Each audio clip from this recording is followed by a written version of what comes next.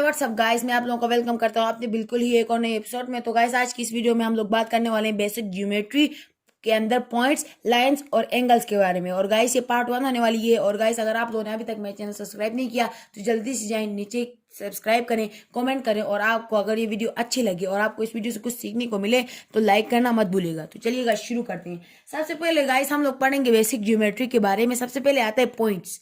अब पॉइंट्स होते क्या चीज़ है, हम लोग इसके बारे में पढ़ते हैं। सबसे पहले कौन सी चीज हमारे पास है? पॉइंट्स। अब जैसे कि हम लोग जानते हैं, हम सब लोग, एक ये जो हमारे पास कोई भी डॉट है इसको हम कहते हैं पॉइंट। हम लोग इसको नाम देते हैं ए। तो ये हो गया पॉइंट ए, ये हो गया पॉइंट ए। तो चलिए गाइस, हम लोग पॉइंट की डेफिनेशन के बारे में पढ़ते हैं कुछ। तो गाइस, जो हमारे पास जो पॉइंट होता है वो दरअसल स्ट्रक्चरल यूनिट होता है, यानी कि बेसिक यूनिट होता है ज्योमेट्री का। यानी कि जो ज्योमेट्री है ना, इसके सारे जो शेप्स होते हैं वो सारे इस पॉइंट्स को मिलके बनाया जाता है। लेकिन गाइस, इस पॉइंट्स की खासियत ये है कि न इसकी कोई साइज होती है, न इसकी कोई शेप होती है। यानी कि इसमें क्या है? No shape. क्या क्या चीजें? नो शेप और नो साइज। ये सिर्फ क्या कहता है? ये सिर्फ लोकेशन बताता है। किसी चीज की क्या बताता है? लोकेशन की। वो किस लोकेशन में वो है, किस लोकेशन में वो चीज वो है हमारे पास लगी हुई है, या फिर किस लोकेशन में वो चीज हमें मिल रही है। जैसे कि ए किस लोकेशन में मिल रही है? इसमें। जैसे कि अब यहाँ पर एक लाइन है, उसके ऊपर एक पॉइंट ए है, यानी कि ए किस लोकेशन में मिल रही है हमारे पास? इस लाइन के इस लोकेशन में। तो ये होता है हमारे पास पॉइंट। तो चलिए गाइस, अब हम लोग आगे चलते हैं। पॉइंट्स के बाद हमारे पास आते हैं लाइन्स। लाइन्स गाइस, तो लाइन्स, अब हमारे पास लाइन्स 3 किस्म के होते हैं। लाइन सबसे पहले हमारे पास आ जाता है लाइन सेगमेंट। क्या चीज? Line segment. हम लोग पढ़ेंगे सबसे पहले लाइन सेगमेंट के बारे में। तो गाइस, ये लाइन सेगमेंट होता क्या चीज है? तो गाइस, लाइन सेगमेंट हमारे पास एक ऐसी लाइन होती है जिसकी एंड पॉइंट्स होती है। यानी कि हमारे पास एक इस तरह की, यानी कि हमारे पास सबसे पहले हम लोग ये कहते हैं, एक पॉइंट ये लेते हैं, एक पॉइंट ये ले लेते हैं, इनके बीच में से हम लोग एक लाइन ड्रॉ करते हैं। इसका नाम ए दे देते हैं, इसका नाम बी देते हैं। तो गाइस, ये देखिए, इस लाइन की जो है हमारे पास एंड पॉइंट्स, यानी कि ये लाइन खत्म हो रही है। ए पर ये शुरू हो रही है और बी पर खत्म हो रही है, यानी कि एंड हो रही है। तो ये होगी लाइन सेगमेंट। यानी कि लाइन सेगमेंट जो होती है हमारे पास हमेशा खत्म हो जाती है, यानी कि इसके कोई ना कोई एंड पॉइंट्स होते हैं। और इसको जो हम लोग लिखते हैं वो किस तरह लिखते हैं? A B line segment. क्या? A B line segment. तो गाइस, इसके बाद चलिए हम लोग आगे चलते हैं। लाइन्स जो है उसकी दूसरी पार्ट में, जो उसकी दूसरी शेप जो होती है वो हमारे पास आती है लाइन्स। क्या? लाइन। लाइन खुद।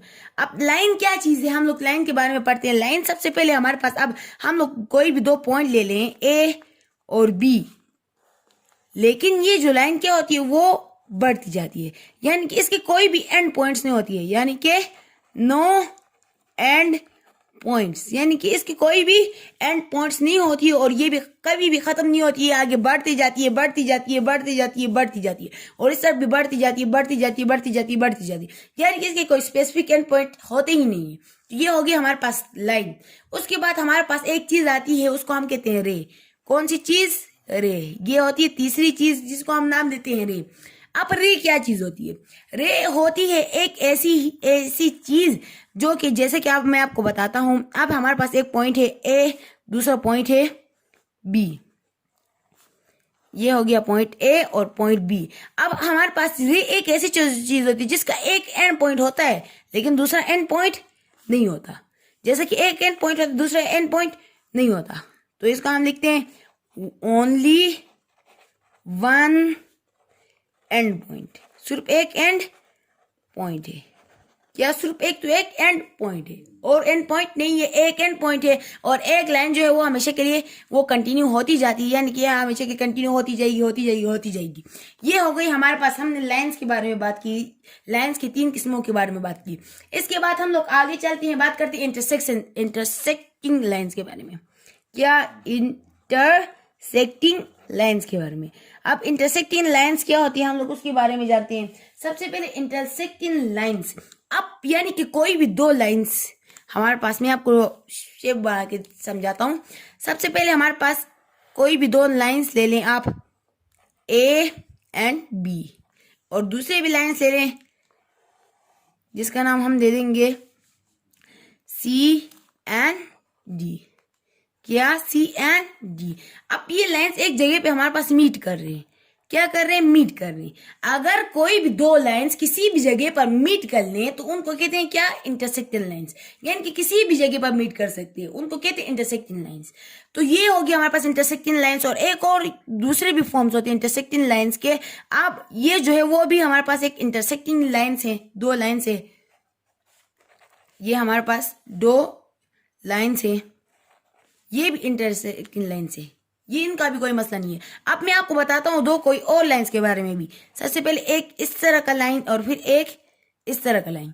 क्या ये गाइस, क्या ये इंटरसेक्टिंग लाइंस हैं कि नहीं है, क्या ये इंटरसेक्टिंग लाइंस है कि नहीं है, हम लोग ये जानते हैं। सबसे पहले तो इस वक्त तो हमें ऐसा लग रहा है कि इन दोनों में कोई भी पॉइंट कॉमन नहीं है, तो ये इंटरसेक्टिंग लाइंस नहीं है। लेकिन गाइस नहीं, ये भी इंटरसेक्टिंग लाइंस है, क्योंकि लाइन का हमारे पास मतलब क्या था, ये आगे हमेशा के लिए कंटिन्यू होगी। जब ये कंटिन्यू होगी तो फिर यहाँ पर क्या होगा, एक इंटरसेक्टिंग पॉइंट आ जाएगा। तो गाइस अब हम लोग ये जानेंगे कि ये इंटरसेक्टिंग लाइंस के बारे में तो हमने तो जान लिया। अब हम लोग जानेंगे पैरेलल लाइंस के बारे में।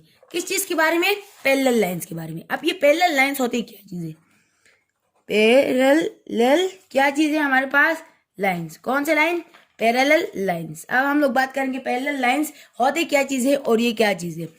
तो चलिए गाइस आगे चलते हैं कि पैरेलल लाइंस हमारे पास सबसे पहले एक ऐसी लाइंस होती हैं जिनको आप इंटरसेक्टिंग लाइन जो है उनके अपोजिट कह सकते हो। इंटरसेक्टिंग लाइंस में हमारे के पास क्या होते थे, दो लाइंस आपस में क्रॉस होकर कोई भी पॉइंट कॉमन होता था। लेकिन ये जो लाइंस है हमारे पास पैरेलल लाइंस, इनमें कोई भी साइड कॉमन नहीं होती है। जैसे कि मैं आपको कोई एग्जाम्पल देता हूँ। जैसे कि ये लाइन है हमारे पास, ये हो गई ए बी लाइन, ये सी डी लाइन। यानी कि ये ऐसे लाइंस है जो कि आप इनको जहां तक भी एक्सटेंड कर लो, यानी कि जहां तक भी एक्सटेंड कर लो, ये कभी भी इंटरसेक्ट नहीं करेंगे। इन लाइंस को हम कहते हैं पैरेलल लाइंस। क्या, पैरेलल लाइंस। सबसे पहले इनमें क्या करेंगे, ये लोग कभी भी मीट नहीं करेंगे, नेवर मीट, कभी भी मीट नहीं करेंगे। और फिर उसके बाद जो हमारे पास बात आ जाती है वो होती है कि इक्वल डिस्टेंस। क्या, इक्वल डिस्टेंस। यानी कि जहां भी हो, चाहे यहाँ यहाँ यहाँ यहाँ यहाँ यहाँ यहाँ यहाँ, इस पैरेलल लाइंस के बीच में हमेशा क्या होगा, इक्वल डिस्टेंस। अगर इस पैरेलल लाइंस के बीच में थोड़ा कम डिस्टेंस या ज्यादा डिस्टेंस हो जाएगा तो वो कहीं ना कहीं जाके मीट कर जाएंगे। इसीलिए हमेशा क्या होते हैं, इक्वी डिस्टेंस होते हैं, यानी कि इनका डिस्टेंस हमेशा इक्वल होता है। तो चलिए गाइस हमने पैरेलल लाइंस के बारे में तो जान लिया। अब हम लोग आगे चलते हैं और जाते हैं एंगल्स के बारे में। तो आगे हमारे पास है एक टॉपिक एंगल्स के बारे में। अब ये एंगल्स होते क्या चीज है, हम लोग एंगल्स के बारे में बात करते हैं। एंगल्स जो है सबसे पहले वो हमारे पास एक, जो अगर कोई दो रेस, यानी कि रेस के बारे में हमने पढ़ा था जिसका एक एंड पॉइंट होता है और दूसरा एंड पॉइंट नहीं होता है। सबसे पहले अगर कोई दो रेस सेम पॉइंट से, यानी कि सेम पॉइंट से निकले, सेम पॉइंट से शुरू हो, तो वो कहलाते हैं एक एंगल। जैसे कि ये है हमारे पास, हम लोग इसका नाम दे देते हैं ए और बी, और ये जो हमारे पास ओ नाम दे देते हैं। ओके, तो ये हमारे पास रेस हैं जो कि सेम पॉइंट से निकले, इसको हम कहते हैं एक एंगल। अब ये एंगल में जो है हमारे पास, जब ये ओ होता है, यहाँ जहां से ये निकलते हैं, शुरू होते हैं, उसको हम नाम देते हैं वर्टेक्स। किस चीज का, हम लोग इसको नाम देते हैं वर्टेक्स का। उसके बाद जो हमारे पास ये होता है, ये साइड्स, इनको हम लोग नाम देते हैं या तो साइड्स या फिर हम इनको नाम देते हैं आर्म्स। क्या, ये इस एंगल के क्या है, आर्म्स हैं, इस एंगल के आर्म्स हैं, आर्म्स यानी कि साइड्स हैं। तो इसके बाद ये तो हो गया हमारे पास साइड्स। अब हम लोग इसको कैसे रिप्रेजेंट कर रहे हैं किसी भी एंगल को।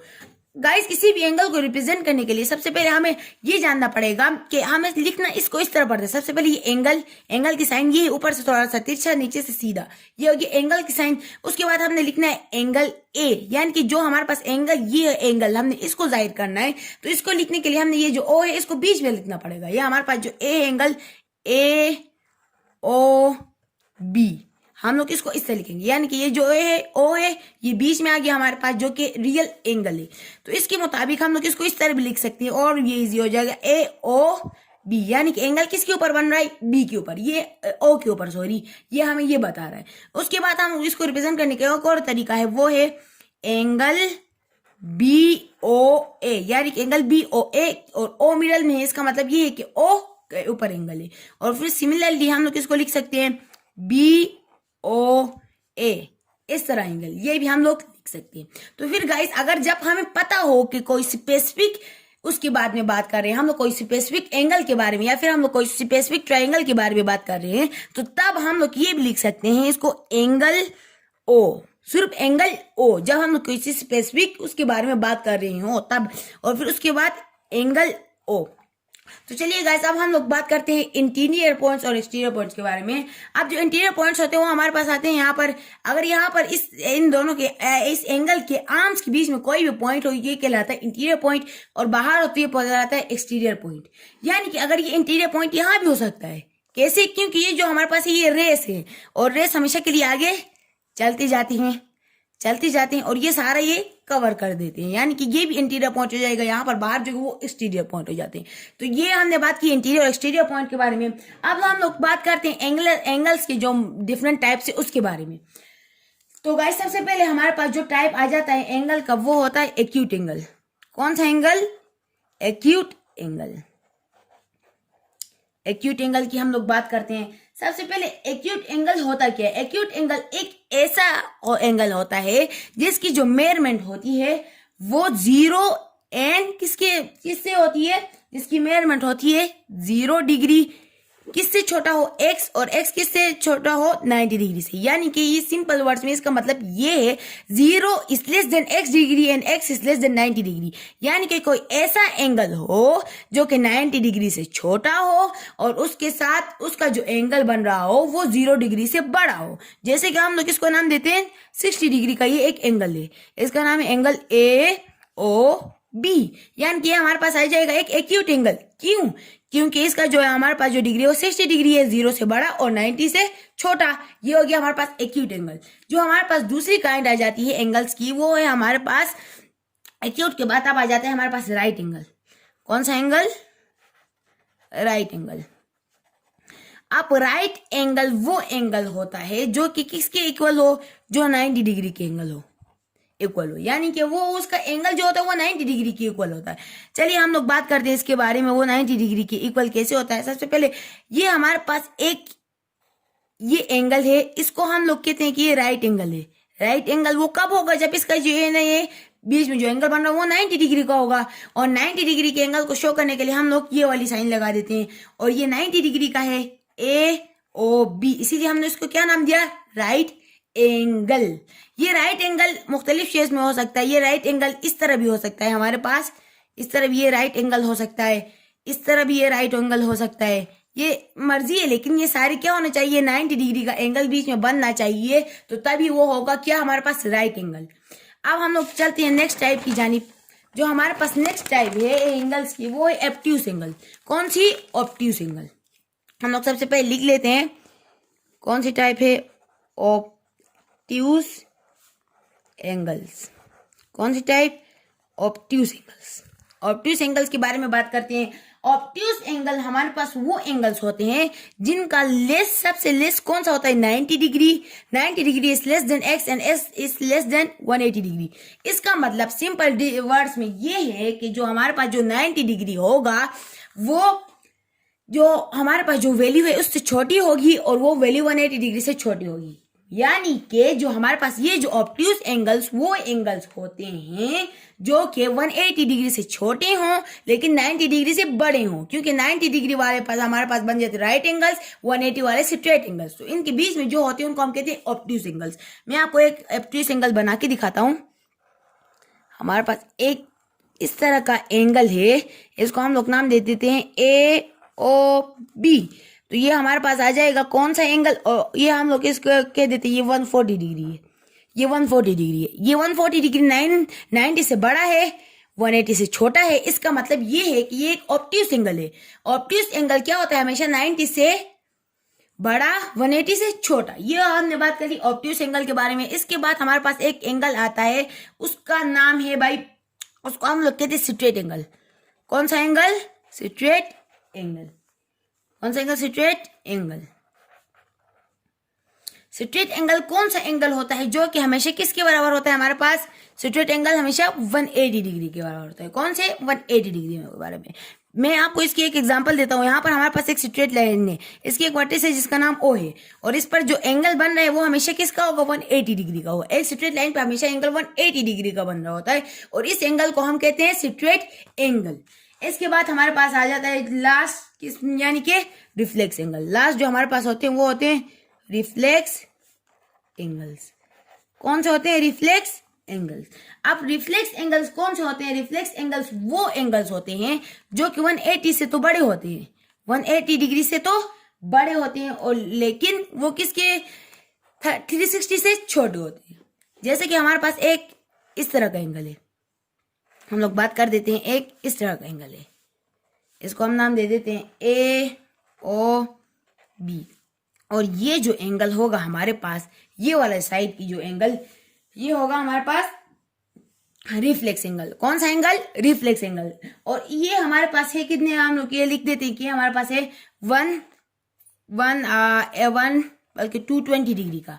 ये हमारे पास एंगल किसका है, 220 डिग्री का, और ये 220 डिग्री का है, और लेकिन ये 180 डिग्री से तो बड़ा है, 360 डिग्री से छोटा है। तो इसका मतलब ये है कि जो एंगल्स हैं वो एंगल ए ओ बी है वो रिफ्लेक्स एंगल है। क्यों, क्योंकि 180 डिग्री से वो बड़ा है, 360 डिग्री से छोटा है।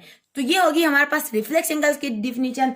तो गाइस मैंने आपको एंगल्स के भी जो है बेसिक इंफॉर्मेशन वो दे दी है। तो गाइस जो अगली पार्ट आने वाली है बेसिक ज्योमेट्री के ऊपर, यानी कि पार्ट नंबर 2, उसमें हम लोग परपेंडिकुलर लाइंस पे जो एंगल्स बनते हैं उनके बारे में, ट्रांसवर्सल के ऊपर जो एंगल्स बनते हैं उनके बारे में, जो हमारे पास कॉम्प्लीमेंट्री सप्लीमेंट्री एंगल्स होते हैं, एडजेसेंट एंगल्स होते हैं, और फिर पॉलीगॉन्स के बारे में हम लोग पढ़ेंगे। उसके बाद हम ट्रायंगल्स के बारे में पढ़ेंगे, और ये सारा हम लोग बेसिक ज्योमेट्री क्लियर कर देंगे। तो गाइस अगर आपको ये वीडियो अच्छी लगी हो और आपको इस वीडियो से कुछ ना कुछ सीखने को मिला है तो गाइस जल्दी से जाए नीचे जाए, चैनल सब्सक्राइब करें, लाइक करें और कमेंट करना मत भूलिएगा। तो गाइस गुड बाय।